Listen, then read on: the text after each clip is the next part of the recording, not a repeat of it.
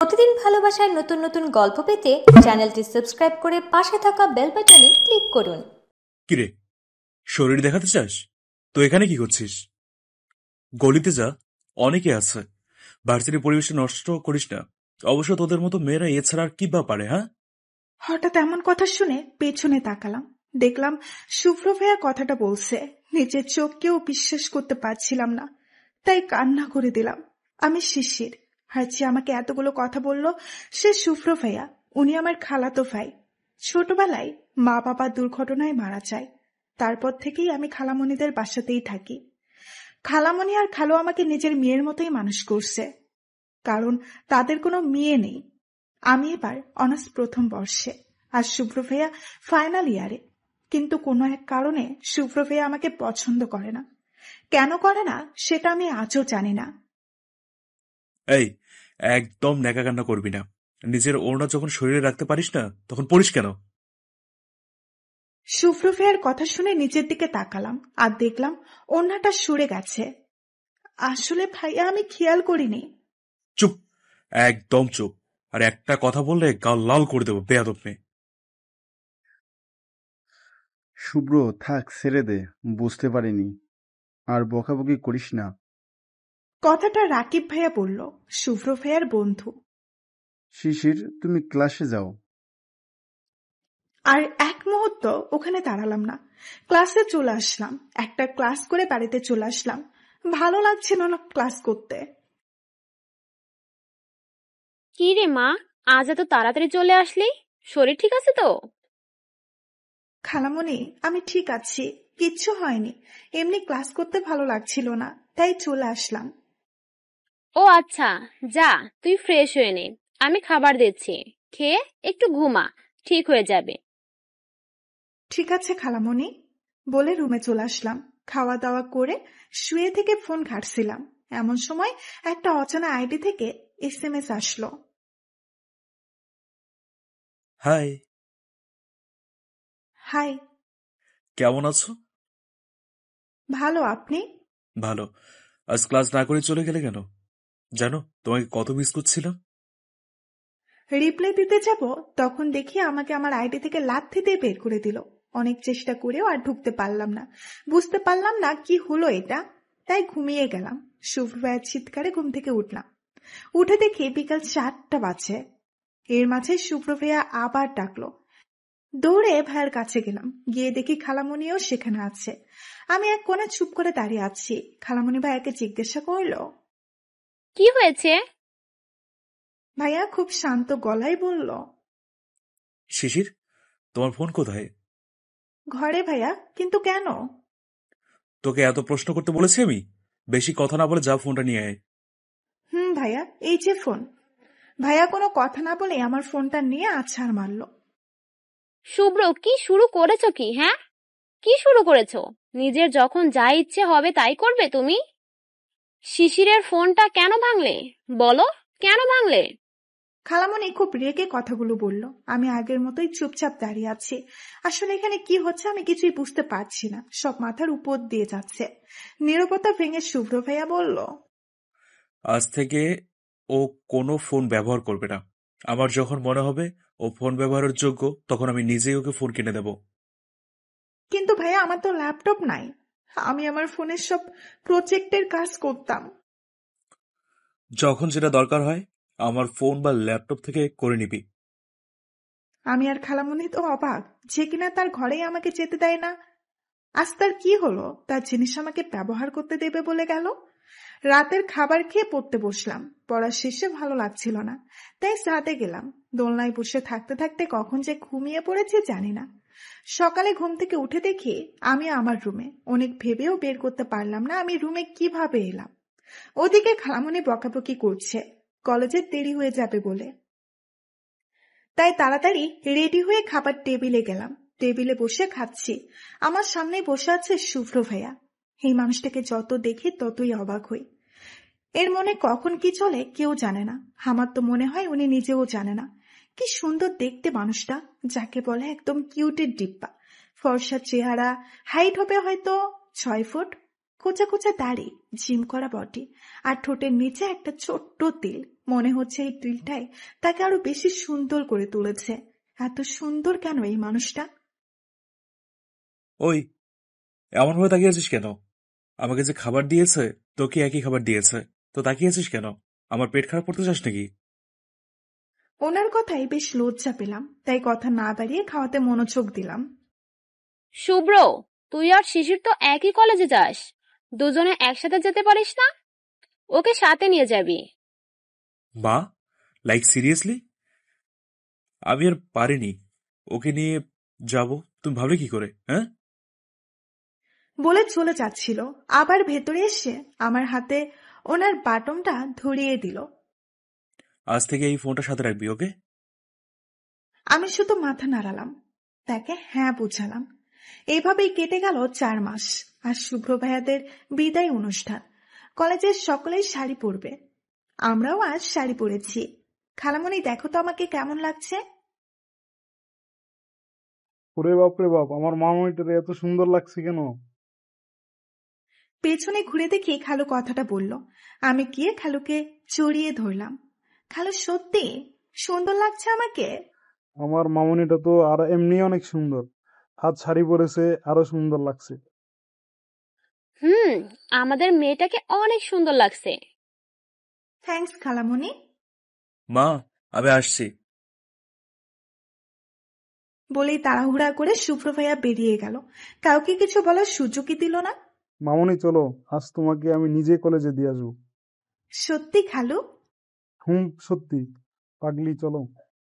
তারপরে খালু আমাকে কলেজে দিয়ে গেল। ভেতরে গিয়ে দেখি অনেক সুন্দর করে সাজিয়েছে। দেখতে দেখতে আমার বেষ্টু নিশি আমার কাছে এলো। কিরে শিশির, আজ কাকে ঘায়াল করতে এত সাজগোজ করছিস? ব্যাপার কি রে? আরে চুপ যা হারামি, তবে তোকে অনেক সুন্দর লাগছে নিশি। থ্যাঙ্কস, তোকেও খুব সুন্দর লাগছে। চল স্টেজের দিকে বসি। পেছন দিকে বসতে যাচ্ছিলাম, এমন সময় রাকিব ভাইয়া এসে বলল, আপু, তোমাদের জন্য সামনের সিট রাখা আছে, তোমরা দুজন ওখানে এসে বসো। আমরাও আর কথা বাড়ালাম না, সামনে গিয়ে বসলাম। সামনে তাকাতে শুভ্র ভাইয়াকে চোখে পড়লো। কালো পাঞ্জাবি পরেছে, কালো জিন্স, কালো সানগ্লাস, যাকে বলে একদম পারফেক্ট বয়। সারাদিন অনেক মজা করলাম। মাঠের মাঝে আমি, নিশি আর আমার বন্ধুরা মিলে গল্প করছিলাম। এমন সময় রাফি ভাইয়া এসে আমার সামনে একটা ফুল দিয়ে হাঁটু গেড়ে বসে বলল, আমি এমন পরিস্থিতিতে কি বলবো বুঝতে পারছিলাম না। চুপচাপ দাঁড়িয়ে আছি। কোথা থেকে শুভ্র ভাই এসে আমার পাশে দাঁড়ালো, আর উনি যা বললো তাতে আমার মাথায় আকাশ ভেঙে পড়লো। আরে রাফি, সব জেনে শুনে আসবি তো, না জেনে ভুল জায়গাতে এসে পড়লি। মানে তুই কি বলতে চাস? মানে তুই যাকে প্রেম নিবেদন করলি সে অলরেডি অন্য কারো। কি বলতে চাস ডাইরেক্ট বল। মানে শিশিরের বিয়ে ঠিক হয়ে আছে, ওর পড়া শেষ হলে ওর বিয়ে। এতক্ষণ চুপচাপ এদের কথা শুনছিলাম, আর এখন তো রীতিমতো শক খেলাম শুভ্রর কথায়। আমার বিয়ে ঠিক হয়েছে, আর ও নিজেই জানি না। রাফির মতো আমার চোখ বড় বড় হয়ে গেল। কিন্তু ভাইয়া, আমার বিয়ে? শিশির, আমি এ নিয়ে পরে কথা বলবো তোর সাথে। তুই আর এক মুহূর্ত এখানে থাকবি না, সোজা বাড়ি চলে যাবি, যা। আমিও আর কথা বাড়ালাম না, মনের মধ্যে হাজারটা প্রশ্ন নিয়ে বাড়িতে চলে আসলাম। এভাবেই দিন যাচ্ছিল। শুভ্র ভাইয়াও এখন বেশিরভাগ সময় বাড়িতেই থাকে, সব সময় বইয়ের মধ্যে মুখ গুজে থাকে। একদিন সকলে নাস্তা করছিলাম, শুভ্র ভাইয়া আর খালু আমার পাশে বসে খাচ্ছিল। হঠাৎ খালু বলল, দেখ মা, আমরা ছোটবেলা থেকে তোকে নিজের মেয়ের মতো মানুষ করেছি। কোনো মা বাবাই চায় না তার কলিজার টুকরোকে অন্য কারো হাতে তুলে দিতে, কিন্তু মা নিয়তি বড়ই নিষ্ঠুর, নিজের কলিজার টুকরো মেয়েকে অন্য কারো হাতে তুলে দিতে হয়। আমাদেরও তাই করতে হবে। শুভ্রর বন্ধু রাফির বাবা কাল আমার অফিসে এসেছিল। রাফি নাকি তোকে খুব ভালোবাসে, পরীক্ষা শেষ ওর বাবার বিজনেসটাতে জয়েন করবে। আমরা তোকে জোর করব না, তুই যেটা বলবি সেটাই হবে। কথাটা শুনে কেন জানি না আমার চোখ দুটো শুভ্র ভাইয়ার দিকে গেল। উনি খুব ভালোভাবে মনোযোগ সহকারে খাচ্ছে, মনে হচ্ছে উনি খাওয়া ছাড়া আর কিছুই বোঝে না। খুব কষ্ট হচ্ছে, কিন্তু কেন কষ্ট হচ্ছে আমার? কিরে মা, কিছু বল। খালু, ছোটবেলা থেকেই তোমরাই আমার বাবা মা, তোমরা যেটা ভালো বোঝো সেটাই করো, বলেই চলে আসলাম। কেন জানি না ওখানে থাকতে ইচ্ছে করছে না, খুব কান্না পাচ্ছে। নিজের ঘরে এসে কান্না করে দিলাম। নিজে নিজেকে প্রশ্ন করলাম আমার কষ্টের কারণটা কি, আর আমি কেনই বা আশা করছিলাম শুভ্র ভাইয়াকে খালুকে মানা করে দেবে যে না, শিশিরের এখন বিয়ের দরকার নেই। তার মানে কি আমি মনে মনে শুভ্র ভাইয়াকে ভালোবেসে ফেলেছি? কিন্তু শুভ্র ভাইয়া তো আমাকে দেখতেই পারে না, তাহলে কি আমি তার অবহেলার ভালোবাসাতেই পড়ে গেলাম? শিশির, কি রে মা, দরজা বন্ধ করে কি করছিস? কলেজে যাবি না? খালামণি, আমি আজ কলেজ যাব না, তুমি যাও। আমাকে ডাকবা না, আমি একটু একা থাকতে চাই। দুপুরে খেতেও যাইনি। শুভ্র, তুই কি শিশিরকে কিছু বলেছিস? মা, ওর কিছু হলেই তোমরা আমাকে বলো কেন? আজ সারাদিন তো ওর সাথে আমার দেখাই হয়নি। শিশির মা, দরজাটা খোল। কি হয়েছে আমাকে বল। কেউ কিছু বলেছে? আচ্ছা, বিয়ের কথা শুনে রাগ করেছিস? মা, দরজাটা খোল। দরজাটা খুলে খালামণিকে ভেতরে আসতে দিলাম। আমি বসে আছি, খালামণিও আমার পাশেই বসে আছে। কি রে মা, কি হয়েছে? নিজেকে আর সামলাতে পারলাম না, খালামণিকে জড়িয়ে ধরে কান্না করে দিলাম। এই পাগলি, কি হয়েছে, এভাবে কান্না করছিস কেন? আচ্ছা, আমাকে বল, শুভ্র কিছু বলেছে? বল। খালামণি, আমার মনে হয় আমি তোমার ছেলেকে ভালোবেসে ফেলেছি। তা আমার মামুনিটা যে শুভ্রকে ভালোবাসে এটা কি শুভ্র জানে? যার মানে না। তাহলে তাকে তো জানাতে হবে। কিন্তু খালু, তোমার ছেলে তো আমাকে দু চোখে দেখতে পারে না। হঠাৎ খালামণি বলে উঠল। আমার কাছে একটা আইডিয়া আছে। আমি আর খালু খালামণির দিকে তাকালাম।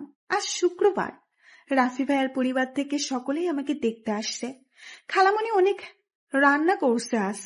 হ্যাঁ, আমাকে আমার বান্ধবীর নিশ্চয়ই একটা শাড়ি পরিয়ে দিয়েছে। একটু পরেই তারা বাড়িতে এলো। এখন আমি তাদের সামনে বসে আছি। এখানে সকলেই আছে, খালু, খালামণি, শুভ্র ভাইয়া সকলেই আছে। তা মা, তোমার নাম কি? নওশিন আহমেদ শিশির। রান্না বান্না করতে পারো? আমি কিছু বলতে যাব তার আগে শুভ্র ভাইয়া বলল। কেন আন্টি, ওকে দিয়ে কি শুধুই রান্না করাবেন নাকি?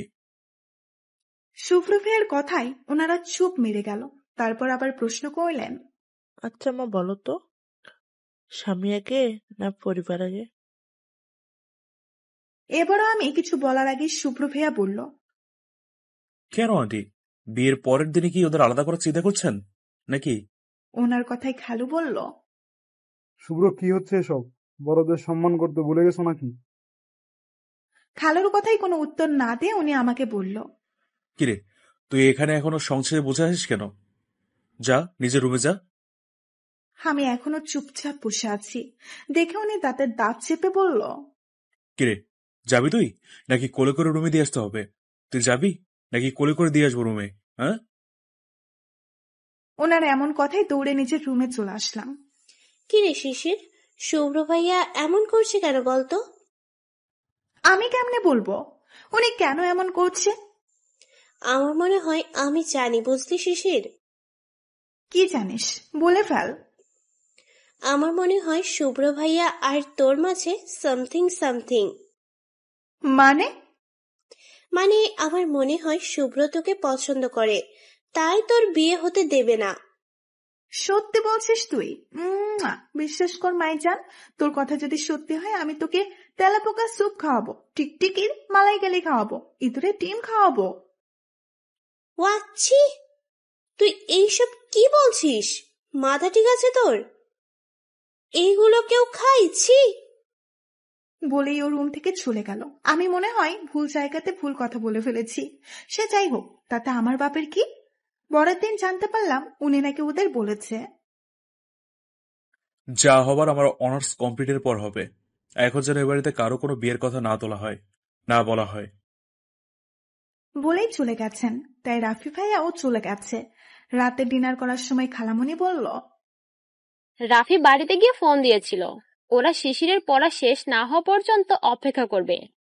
আর এতদিন রাফি শিশিরের সাথে টুকটাক কথা বলতে চায়। আমি বলে দিয়েছি কোনো সমস্যা নেই, কথা বলতে পারে। আমি তো শিশিরের নাম্বারটাও দিয়েছি রাফিকে। ছেলেটাকে আমার খুব ভালো লেগেছে, তাই আমিও চাই আমার মেয়েটাকে ওর হাতে তুলে দিতে।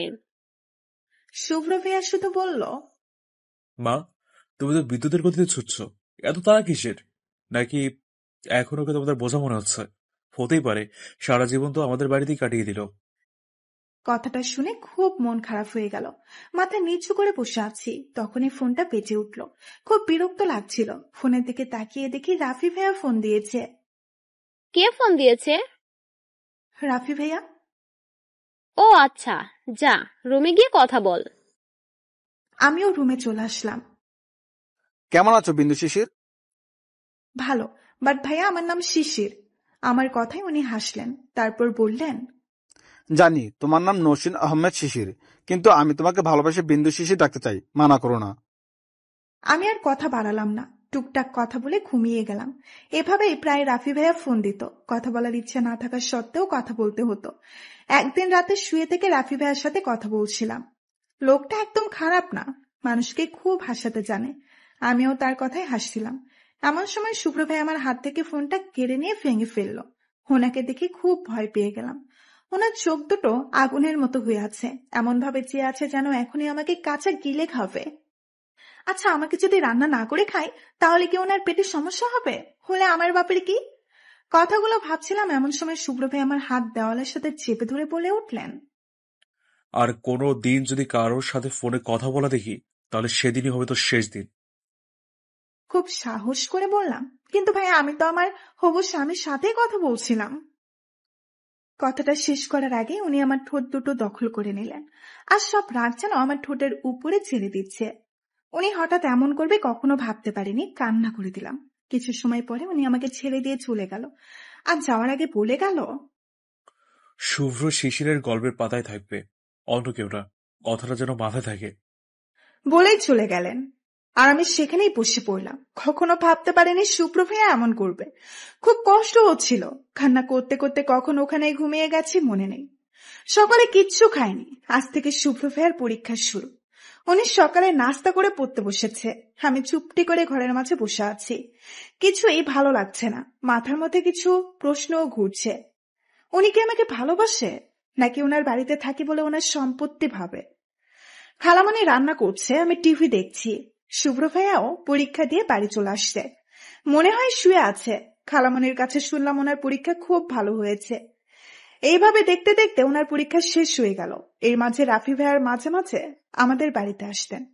আমাকে খালু ফোন কিনে দিতে চাইছিল, আমি নেইনি। আজ শুভ্র ভাইয়ার রেজাল্ট দিবে, কিন্তু ওনার মাঝে বিন্দু মাত্র চিন্তা নেই।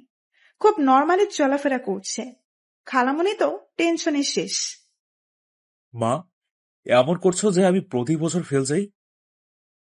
এবারও যাবো আজই, একটু শান্ত হও। হঠাৎ রাফি ভাই আসলো হাতে মিষ্টি নিয়ে। রাফি ভাইয়া ফার্স্ট ক্লাস পাইছে, সেটা শুনে তো খালামণি আরো চিন্তায় পড়ে গেল। একটু পরে ভাইয়ারও রেজাল্ট জানা গেল। ভাইয়াও খুব ভালো রেজাল্ট করছে, উনিও ফার্স্ট ক্লাস পাইছে। এই খুশিতে খালামণি আজ রাতে বাড়িতে একটা ছোট্টখাটো পার্টির আয়োজন করে। সেখানে আমাদের কাছের কিছু কিছু আপনজন আর শুভ্র ভাইয়ার ক্লাসমেটরা সকলেই। সন্ধ্যার সময় আমি রেডি হচ্ছিলাম, এমন সময় দরজার কাছ থেকে কেউ বলে উঠল, সংসারে কাকে দেখাবি, আর কোথায় যাবি? আর হ্যাঁ, আজকে পার্টিতে যাতে তোকে না দেখি। কোথা থেকে খালামণি এসে এই কথার জন্য বকাবকি করছে। মা, আমি কোনো কথা শুনতে চাই না। এই পার্টিতেও থাকবে না, ব্যাস। খালামণি কিছু বলার আগেই আমি বললাম, ভাইয়া চিন্তা করবেন না, আমি যাব না। খালামণি প্লিজ কথা বাড়িও না, ভালো লাগছে না, খুব অপমানিত লাগছে। আজ আমার মা বাবা বেঁচে থাকলে হয়তো শুভ্র ভাই আমার সাথে এমন করতেন না। ওদিকে পার্টি শুরু হয়ে গেছে, আমি ঘরে শুয়ে আছি, একটুও ভালো লাগছে না। এমন সময় খালু আর খালামণি আসলো আমার রুমে। খালু আমার মাথায় হাত রাখতেই তাকে জড়িয়ে ধরে কান্না করে দিলাম। আচ্ছা তোমরাই বলো তো, আমি কি খুব খারাপ যে আমাকে একটুও ভালোবাসা চায় না? খালামণি তুমি তো সেদিন বললে তোমার কাছে একটা প্ল্যান আছে। আমি যদি ভাইয়ার সামনে অন্য কারোর সাথে মিশি কথা বলি তাহলে ভাইয়াও তার মনের কথা আমাকে বলে দেবে, কিন্তু দেখো উনি আমাকে দেখতেই পারে না। শিশির, আমরা একটা সিদ্ধান্ত নিয়েছি। আশা করি তুই আমাদের সিদ্ধান্ত মত দিবি। আমি খালু খালামণির দিকে তাকালাম। আমরা চাই সামনের সপ্তাহে তোর আর রাফির বিয়ে দিতে। আমরা চাই না শুভ্র তোকে নিয়ে আর একটা কথাও বলুক। বলেই আমাকে পার্টিতে নিয়ে গেল।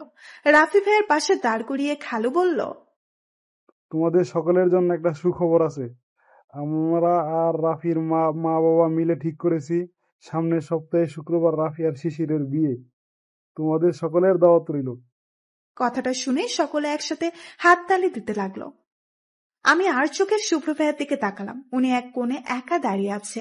আজ আমার গায়ে হলুদ আর কাল বিয়ে। সকলেই এসেছে, সকলের মুখে হাসি আছে, শুধু আমার মুখে নেই। আমি যে শুভ্র ভাইয়াকে বড্ড ভালোবেসে ফেলেছি, পারবো না ওই মানুষটাকে ছাড়া থাকতে। কিন্তু মানুষটা একটুও ভালোবাসে না আমাকে। ওইদিকে শুভ্র ভাইয়া সব কাজ করছে, এমন সময় রাকিব ভাইয়া এসে ওনার কাঁধে হাত রাখলেন। তুই কখন এলি? এই তো মাত্র। তো কেমন আছিস? কেমন আছি মানে? আমি তো ভালোই আছি। দেখ, বিন্দাস বিয়ের কাজ করছি। রাকিব ভাই আর কিছু না বলে শুভ্র ভাইকে নিয়ে তার রুমে চলে গেলেন। কেন করছিস এমন? তুই কি বুঝতে পারছিস না তুই জীবনে কি হারাতে বসেছিস? শুধুমাত্র তোর ভুলের জন্য আজ তোর ভালোবাসা অন্য কারো হচ্ছে। বুঝতে পারছিস তুই? চুপ করে থাকিস না শুভ্র। তুই নিজেও জানিস শিশির তোকে কতটা ভালোবাসে, আর আমি নিজেও জানি তুই তোর থেকে বেশি শিশিরকে ভালোবাসিস। তাহলে কেন এমন পাগলামি করছিস? এবার আর শুভ্র ভাইয়া রাকিব ভাইয়াকে জড়িয়ে ধরে কান্না করে দিল। বিশ্বাস কর রাকিব, আমি ওকে ছাড়া থাকতে পারবো না। আমি যে ওকে খুব ভালোবাসি। আমি জানি আমি ওর সাথে খারাপ ব্যবহার করি, কিন্তু বিলিভ মি, আমি ওকে নিজের চেয়েও বেশি ভালোবাসি। আমি যে অন্য সকলের মতো নিজের ভালোবাসা প্রকাশ করতে পারি না। আমি বড্ড অসহায়। নিজেকে আজ খুব ছোট মনে হচ্ছে। আমি আর নিতে পারছি না রাকিব, বিলিভ মি।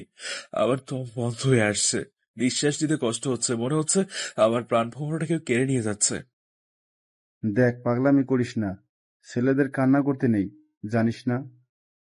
আর তুই তো স্ট্রোক, তোকে তো আমি কখনো ভেঙে পড়তে দেখিনি। তাহলে আজ এমন করছিস? আমার কথা শোন, তুই এখন কি শিশিরকে সব বলে দে।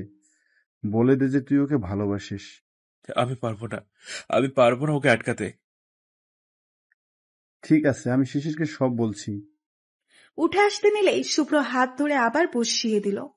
কি হলো, হাতটা ছাড়। ডারে, হতে দে বিয়ে। আমি জানি আমি ওকে খুশি রাখতে পারবো না, কারণ আমার রাগের কারণে আমি আমার ভালোবাসা প্রকাশ করতে পারিনি। আমি জানি আমার এই রাগের কারণে আমার সাথে বিয়ে হলেও সুখী হবে না। আমি যে আমার রাগটাকে কদর করতে পারি না। হোক না ও রাফির রাজ্যের রানী, আমি জানি রাফি ওকে খুব ভালোবাসবে।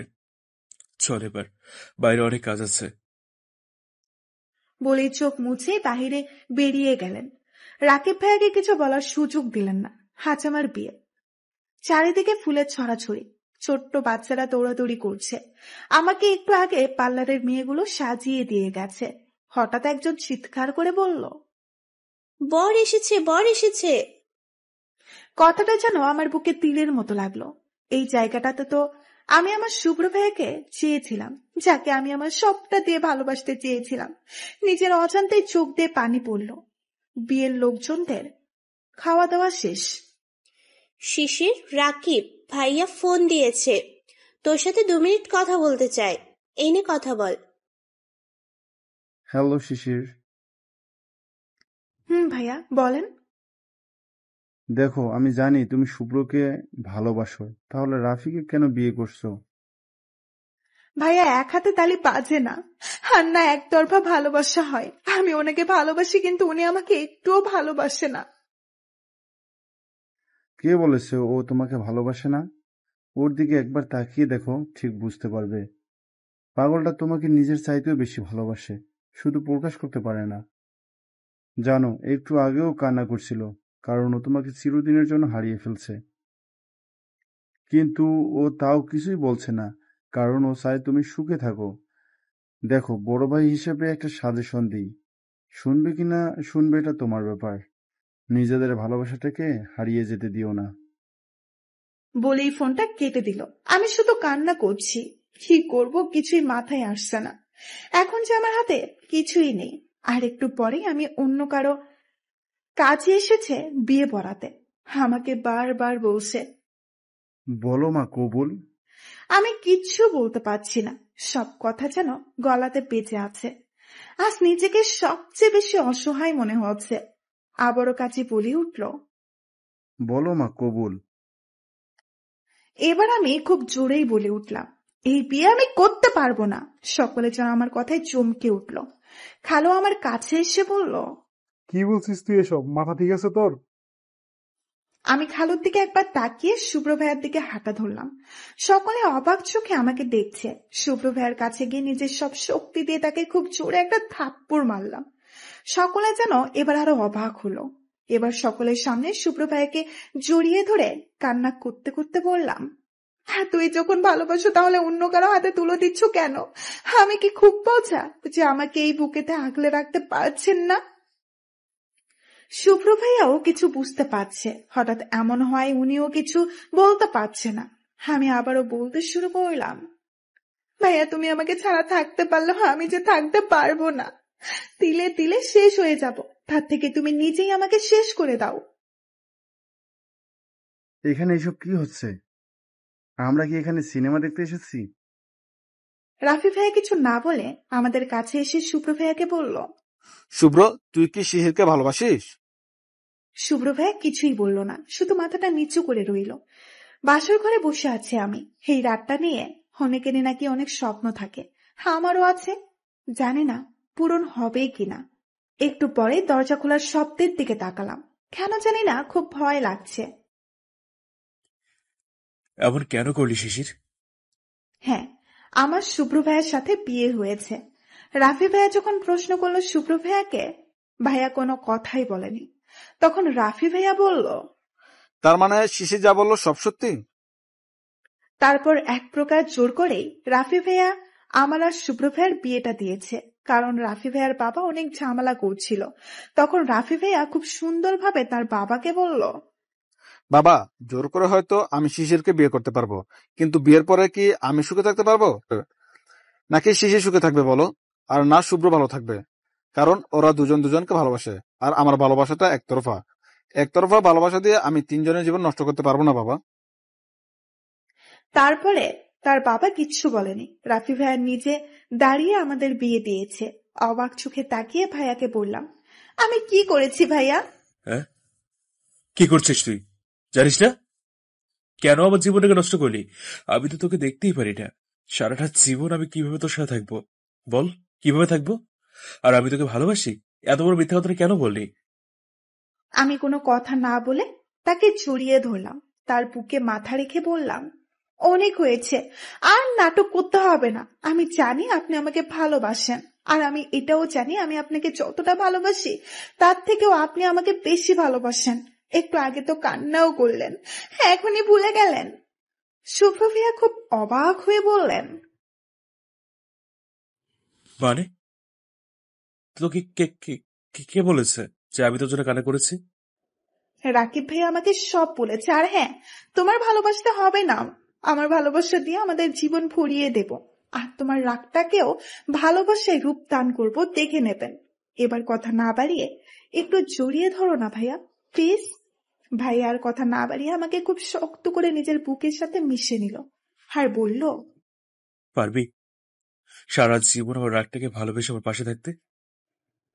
হুম, খুব পারবো। আচ্ছা ভাই, একটা আবদার করবো, রাখবে প্লিজ? হুম, বল। একবার বলো না, তোকে ভালোবাসি শিশির, প্লিজ একবার বলো। পাগলি, খুব ভালোবাসি তোকে, খুব ভালোবাসি শিশির, খুব ভালোবাসি। তাই তো তোকে কারোর সাথে সইতে পারি না। তোকে কারোর সাথে কথা বলতে দেখলে মাথায় রক্ত উঠে যেত, রাগ হতো তোর ওপর। যখন অন্য ছেলের সাথে কথা বলতে, ফেসবুকে কারোর সাথে কথা বলতে খুব রাগ হতো। তাই তো তোর আইডিটাই নষ্ট করে দিয়েছি। তার মানে সেদিন তুমি আমার আইডিটা নষ্ট করেছো? আর কিছুই বলতে পারলাম না। ভাই আমার ঠোঁটে নিজের ঠোঁটটা বসিয়ে দিল, তারপরে বিছানায় শুয়ে দিল। 1 মিনিট, আপনারা এখনো চেয়ে চেয়ে কি দেখছেন? হ্যাঁ, শুভ্র শিশিরের বাসর ঘরে উকি না দিয়ে নিজেরাই বিয়ে করে নেন। টাটা।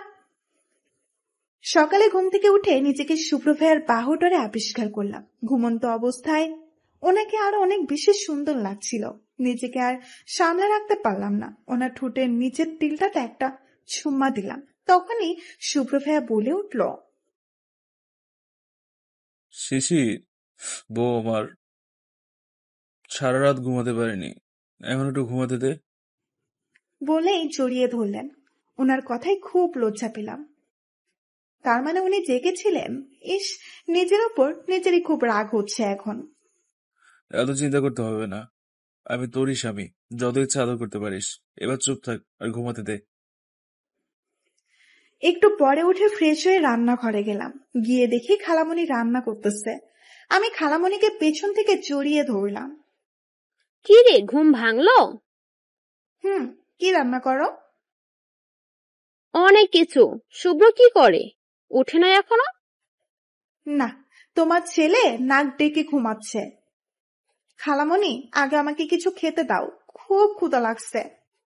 ওই খালামণি কি রে মা, বল। না, খালামণিটাই বেস্ট। ভালো। আমি কে যে আমাকে মা বলে ডাকবি? আমি তো তোর কেউ না, আপন হলে ঠিক মা বলে ডাকতি। এই তো, এবার ড্রামা শুরু করে দিলে। আচ্ছা যাও, মা বলেই ডাকবো। এবার খেতে দাও না গো মা। আগে শুভ্রকে চাটা দিয়ে আসেন, তারপরে সকলে একসাথে খাবো। ওই ভাইয়া, ওঠো। ওই, ওঠো বলতেই একটানে বিছানায় নিয়ে জড়িয়ে ধরে ঘাড়ে মুখ কুচিয়ে দিল। এটা কি হলো? ওঠো না প্লিজ, আমার খুব ক্ষুধা লাগছে। আমি আছি তো বলি ঠোঁটটুটো দখল করে নিল। আমিও তার ডাকে সাড়া দিলাম। একটু পরে, কিরে, সারা রাতেও লজ্জা হতে পারলাম না? হ্যাঁ, এই, তোমার মুখে কি কিছুই আটকায় না? ছাড়ো, দরজা খোলা, যে কেউ চলে আসবে। শুভ্র ভাইয়া আরো জড়িয়ে নিল নিজের সাথে। দাদা আমার কি, আমি আমার বউকে জড়িয়ে ধরেছি, বুঝলি? আচ্ছা শুভ্র ভাইয়া, তুমি আমাকে একটুও দেখতে পারতে না, তাহলে কখন এত ভালোবাসলে? পাগলি, হ্যাঁ, এটা সত্যি। প্রথম প্রথম তোকে আমি দেখতে পারতাম না, কিন্তু ধীরে ধীরে খারাপ লাগাটা ভালোবাসা হয়ে গেল। আর এটা বুঝতে পারলাম যখন তুই ক্লাস 9-এ পড়িস। মনে আছে তোর, যখন তোর খুব জ্বর হয়েছিল, বাবা মা নানু বাড়ি ছিল, বাড়িতে তুই আর আমি ছিলাম। তখন তুই জ্বরে কান্না করছিলি, বিশ্বাস কর, নিজেকে তখন পাগল পাগল লাগছিল। কি করব, অত রাতে কিছুই মাথায় আসছিল না। অনেক রাত পর্যন্ত তোর মাথায় জল পড়তে দিলাম, তাতেও কিছু হচ্ছিল না। তুই শীতে কাঁদছিলি। তখন হঠাৎ বিছানায় শুয়ে তোকে বুকে জড়িয়ে ধরে ঘুমিয়ে গেছিলাম। সকালে তুই ওঠার আগেই আমি উঠে পড়ি, যেন তুই কিছু বুঝতে না পারিস। এরপরেই বুঝতে পারলাম I am in love with you. তারপর থেকে তোকে চোখে চোখে রাখতাম, তো ধারের কাছেও কাউকে আসতে দিতাম না। এতই যখন ভালোবাসো, তাহলে এত কষ্ট দিলে কেন? সত্যি বলতে আমি নিজেও জানি না কেন এমন করতাম। আচ্ছা বাদ দে, আর করবো না। এখন শুধু ভালোবাসবো আর আদর করবো। সকালে নাস্তা করে সকলেই কাজে লেগে পড়ল, কারণ আজকে আমাদের বউ ভাত। এভাবেই কেটে গেল অনেকগুলো দিন। এখন শুভ্র ভাইয়া খুব বিজি থাকে, তার কাজ মানে আমার সতীনকে নিয়ে। তবে এত চাপের মাঝে কখনো আমার খেয়াল রাখতে বলেনি। আমাদের বিয়ের প্রায় 2 বছর হলো। কদিন হলো শরীরটা ভালো লাগছে না, তাই আজ বাড়িতে কাউকে না জানিয়ে ডাক্তারের কাছে গেলাম। আর জানতে পারলাম আপনারা মামু আর খালামণি হচ্ছেন, আর আমার শুভ্র বাবা হচ্ছে। কি খুশি লাগছে, বলতে পারবো না। রাতে শুভ্র বাড়িতে ফিরতে অনেকটা রাত করলো। এসে শিশিরকে জড়িয়ে ধরে বিছানায় নিয়ে শুয়ে পড়লো। হ্যাঁ, কি করছো? হ্যাঁ, মাত্র এলে, যাও আগে ফ্রেশ হয়ে নাও। একটু পরে। খুব ক্লান্ত লাগছে, আগে ক্লান্তিটা দূর করে দাও একটা পাপ্পি দিয়ে, তাহলে যাবো। সবসময় ফাজলামো ছাড়ো আর ফ্রেশ হয়ে আসো, আমি খাবার দিচ্ছি। রাতে শুয়ে আছি শুভ্রর বুকে। এই স্থানটা যেন খুব নিরাপদ। এখানে কোনো ভয় নেই, চিন্তা নেই, আরামে থাকতে পারি সারা জীবন। ওই, একটা কথা বলতাম। বলো। আমার বউ, একটা কেন, হাজারটা বলো। আমি হালকা উঠে শুভ্রর কানে কানে বললাম, আমি মা, তুমি বাবা হতে চলেছ। কথাটা শুনে শুভ্র লাফ দিয়ে শোয়া থেকে বসে পড়ল। কিছু সময় আমার দিকে চেয়ে থেকে বলল, সত্যি? খুশিতে উনি পাগলের মতো লাফালাফি করছিল। স্বামীয়া শোনো, আমি কিন্তু এবার মারবো তোমাকে। এত ফাজিল হয়েছ কেন? হ্যাঁ, অতীতান, আমাকে বাঁচাও, তোমার তেলের বউ আমাকে ডেট করে দেবে। ওই শিশির, একদম এদিকে আসবি না, বলে দিলাম। আমার দিদিভাই খুব ভালো, ও একটুও দুষ্ট না, ওকে? তাই ওকে মারার কথাটা ভুলে যা। তখনই শুভ্র হাজির হলো। বাবাকে দেখেই মেয়ে দৌড়ে বাবার কোলে উঠল। সামিয়া, বাবার কি হয়েছে? মামনি বকেছে কেন? দেখো না বাবাই, আমি কিছুই করিনি। শুধু বলেছে আজ স্কুলে যাব না, আর মামুনি আমার বকেছে আজ আমরা ঘুরতে যাব। ও, এই ব্যাপার। ওকে, আজ আমরা ঘুরতে যাব, তুমি রেডি হয়ে নাও। তোমাদের যা মন চাই করো, আমি কিছুই বলবো না। আমার কথা কি কেউ শোনে? বলেই রুমে চলে আসলাম। শুভ্র পিছু পিছু এসে আমাকে জড়িয়ে ধরে বলল, পাগলি, এত রাগ করে কেন? সামি তো ছোট। বলে আদর করতে লাগলো। তখনই সামিয়া এসে হাজির। বাবাই, তুমি খুব পচা, শুধু মামুনিকে আদর করো, আমাকে একটু করো না। বলেই মুখ ফুলিয়ে বসে পড়ল। ওলে বাবালে, তাই নাকি? বলেই সামিয়ার কপালে একটা চুমু দিয়ে দিলাম, সাথে সাথে আমাকে রিটার্ন দিয়ে দিল। হ্যাঁ, সামিয়া আমার আর শুভ্রর মেয়ে, খুব দুষ্টু। এভাবেই আমাদের সুখে দুঃখে দিন কাটছে। আমরা খুব ভালো আছি, আপনারাও ভালো থাকবেন।